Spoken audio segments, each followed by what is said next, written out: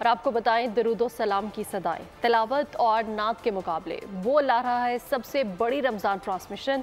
मुल्क के मारूफ स्टार साहिर लोधी के साथ आज रात 2 बजे से आगाज़ होगा। शुरका को बेशुमार इनामात और गिफ्ट से नवाजा जाएगा। इसके अलावा इनामात के तौर पर घर बनाने के लिए प्लॉट्स भी दिए जाएंगे।